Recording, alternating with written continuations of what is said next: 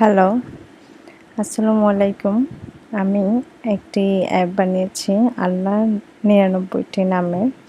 এখানে আমি আল্লাহর ৯৯টি নামের নাম ও অর্থ এবং এগুলো পাঠ করলে কী ফজিলত হয় সেগুলো বর্ণনা করেছি। প্রথমে দেখতে পাবেন এখানে আমি আল্লাহর ৯৯টি নাম এবং তার অর্থ দিয়েছি। এরপর দেখবেন এখানে আছে এগুলোর ফজিলত।